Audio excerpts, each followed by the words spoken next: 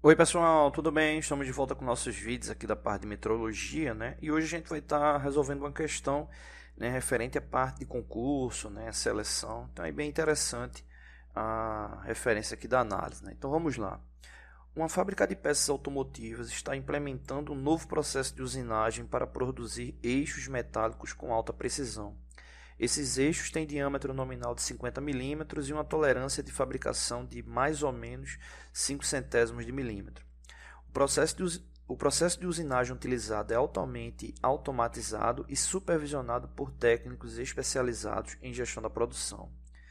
Beleza, aqui a gente tem alguns pontos para entender aqui do processo, né? Primeiro ponto, né? Quando a gente fala aqui de diâmetro nominal, é o diâmetro de referência, né, da peça que está sendo produzida, né? Então, nesse caso aí, se está falando sobre a questão de um eixo, né, pegando só esse ponto específico, onde tem o diâmetro de 50 milímetros, né, nesse caso seria essa referência, né, do valor nominal, né, ou seja, 50 milímetros seria só o diâmetro de referência, né, beleza. E aí, no caso, como está especificado no projeto, existe uma tolerância em relação a esse valor, né? Então, tem uma tolerância tanto para mais quanto para menos, né? O qual esse eixo pode ficar, né, conforme ali a sua fabricação, né? E aí, essa indicação da tolerância é exatamente esse valor aqui indicado, mais ou menos 5 centésimos, que é um valor até alto, né, para peças automotivas, né? Mas aí, como é de caráter didático, né, mas normalmente você vai ter ali valor centesimal, milesimal, né, menor, né, do que os 5 centésimos, né? Bom, beleza. Então, tá aqui a indicação inicial. Vamos aí continuar a pergunta, né? Bom, para garantir a qualidade do produto, são realizados controles de metrologia periódicos utilizando um micrômetro de alta precisão com a resolução de 1 centésimo de milímetro.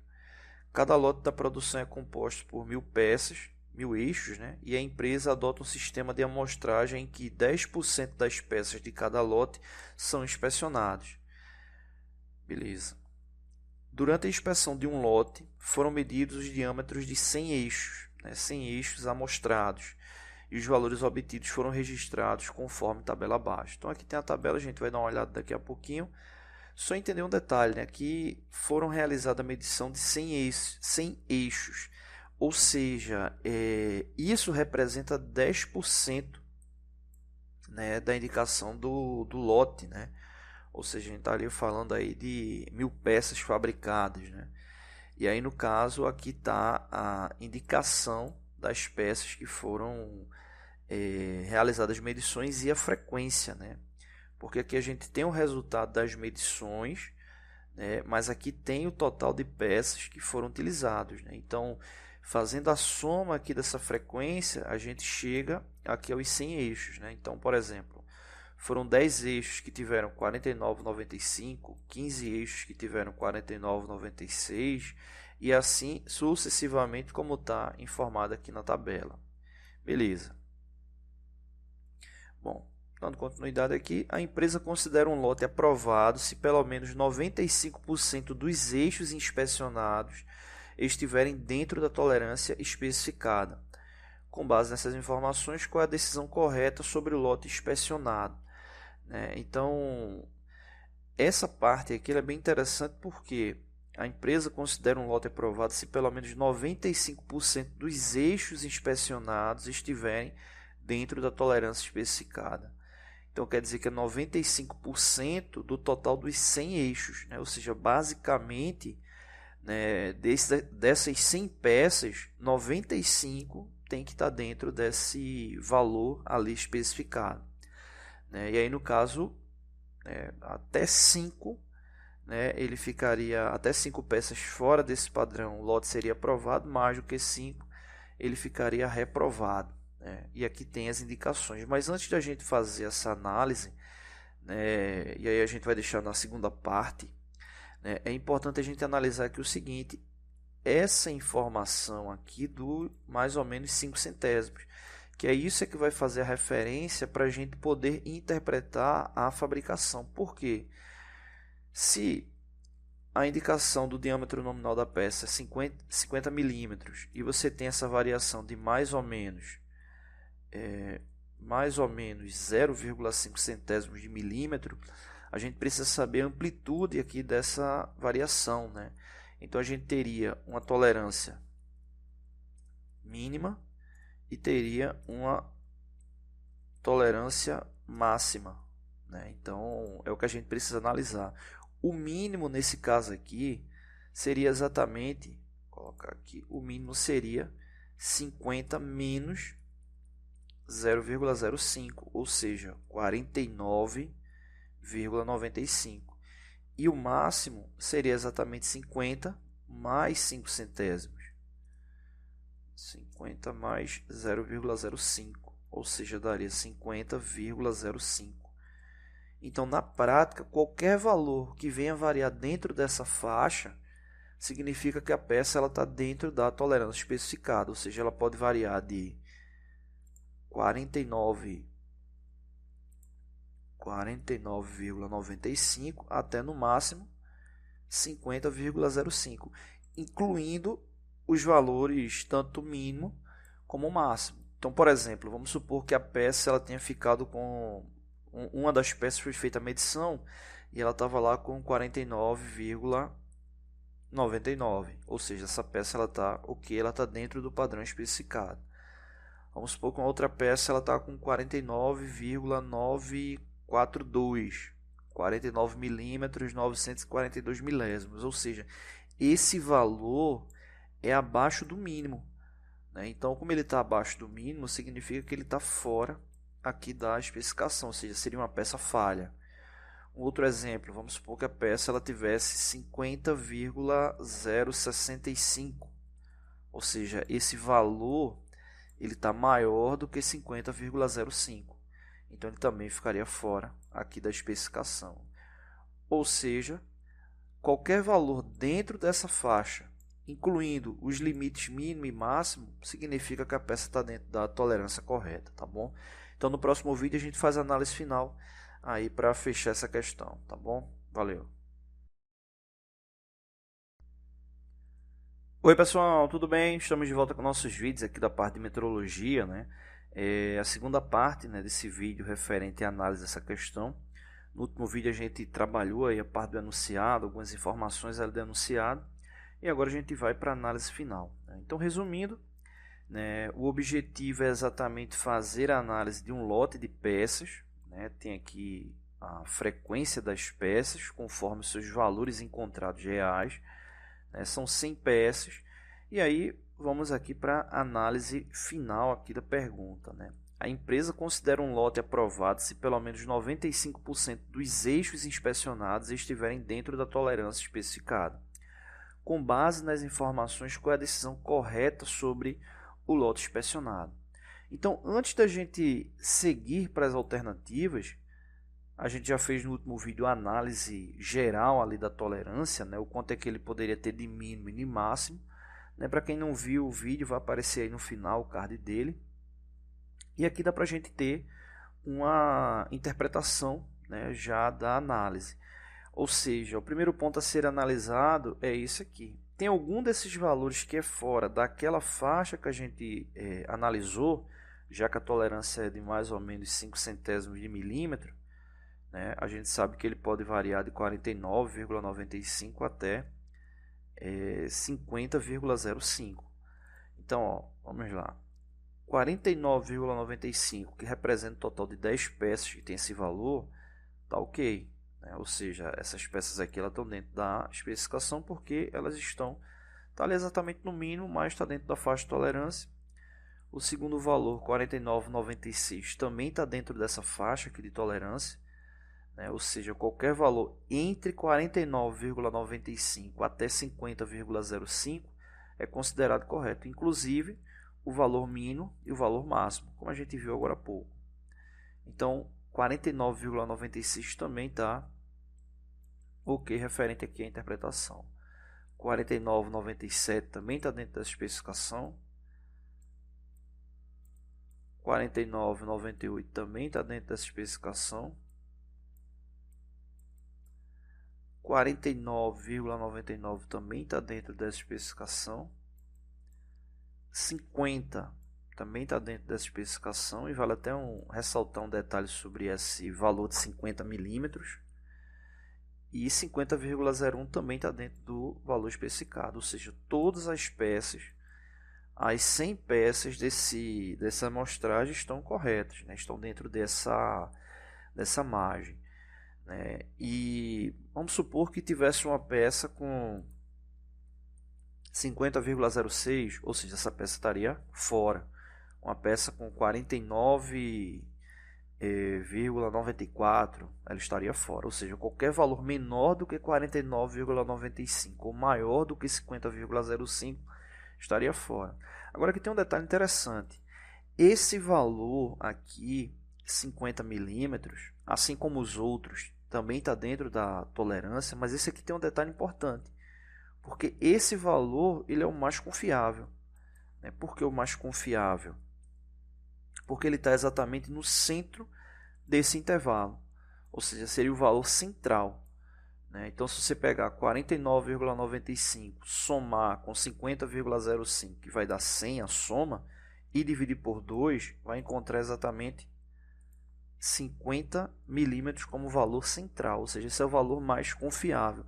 Por que ele é o mais confiável? Vamos supor que tem alguma falha na hora da medição, seja por instrumento, destreza do operador, N elementos, e o operador verificou que a peça estava com 50 milímetros, mas no real essa peça estava com uma variação de mais 1/100, né? Ou seja, mesmo tendo essa variação para 1/100 para mais ou para menos, ela ficaria ainda dentro desse campo de tolerância.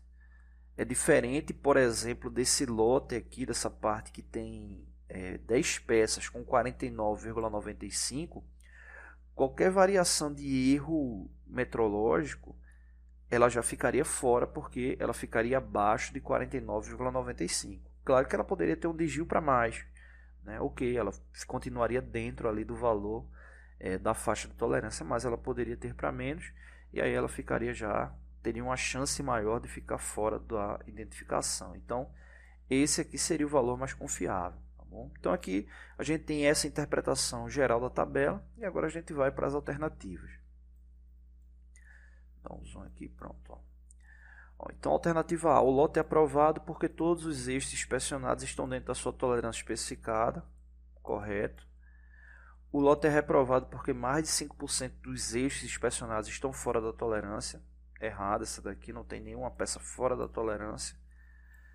Inclusive no caso, se tivesse uma peça, ou melhor, se tivesse até 5% das peças inspecionadas fora do valor, o lote ainda seria aprovado, como a gente viu no enunciado. Mas no caso todas as peças estão dentro do indicado. O lote é aprovado porque a maioria dos eixos inspecionados está dentro da tolerância especificada. O lote está aprovado, mas não por causa da maioria, e sim de todos. Então essa daqui ela também está fora. O lote é reprovado porque a mediana dos diâmetros está fora da tolerância especificada. Ou seja, se a gente tirasse uma média desses valores, a gente teria um valor de mediana, mas no caso não está no enunciado essa referência, mas mesmo assim ele ainda não estaria fora do valor especificado. O lote é aprovado porque a média dos diâmetros está dentro da tolerância especificada. A média dos diâmetros está dentro da tolerância especificada, mas não é o caso. Você poderia ter uma amostragem muito grande, tirar uma média e 95, o valor alto, poderia estar dentro da tolerância especificada, mas no caso a regra é exatamente do número absoluto. Se for maior do que 5%, o lote seria reprovado. Então, esse daqui também está fora, então de fato aqui alternativa A, alternativa correta, tá bom? Então é isso, valeu. Oi pessoal, tudo bem? Estamos de volta com nossos vídeos aqui da parte de desenho técnico, E hoje a gente vai iniciar uma série de vídeos, referente à parte de interpretação, de projetos, já finalizados, onde a gente vai estar observando aqui características, do desenho para ter uma melhor base ali de entendimento, de interpretação do mesmo. E o primeiro desenho é esse aqui, tá aqui o desenho, a referência, tá aqui a base, né, no que diz respeito aí a folha, né, a questão das margens, dimensões. A gente vai tentar tratar o máximo possível aqui de informações. O primeiro detalhe, falando sobre a característica geral aqui do desenho, né. Primeiro ponto, né, vale a pena identificar, né, qual é a predominância, né, já que é um desenho de uma peça mecânica, né. Essa peça ela é cilíndrica, é plana, né, é mista, enfim, né, identificação de furos, coisa do tipo. Nesse caso aqui, dá para a gente identificar que se trata de um eixo, né, um eixo, uma peça cilíndrica, né, com sua predominância. Nesse caso aqui ela é plenamente cilíndrica, e aí vem alguns pontos para poder identificar isso, né. Primeiro, né, dá para a gente observar, né, nessas verificações aqui das cotas, que todas elas trazem a referência do símbolo do diâmetro, né, ou seja, esse símbolo aqui ele está identificando que a peça, né, em sua predominância ela é cilíndrica, né, então esse símbolo aqui representa que ela é cilíndrica. Outro detalhe também, na maioria dos desenhos que vem só à vista, né, acaba representando peça cilíndrica por causa da sua simetria, né? Então, basicamente, se você pegar metade da peça e espelhar, vai ver que ela vai dar exatamente lá o mesmo valor. Obviamente, muitas das peças cilíndricas, né, com predominância cilíndrica, às vezes vem detalhes, né, como partes planas, furos, transversais, longitudinais, enfim. Mas pelo menos aí dá para observar que na sua base, né, ela acaba sendo um eixo. Outra característica que também é interessante é observar o material bruto que vem aqui na legenda. Então aqui tem a identificação, ó, dimensões em bruto, ela tem diâmetro de 1 polegada por comprimento de 105 milímetros. Isso significa o quê? Essa peça, quando ela é recebida para ser fabricada, é essa dimensão que ela vem. Diâmetro de 1 polegada, né? 1 polegada representa 25,4 milímetros, né? E o comprimento dela 105 milímetros, ou seja, esse valor, né, ele tem que ser o suficiente exatamente para fabricar a peça.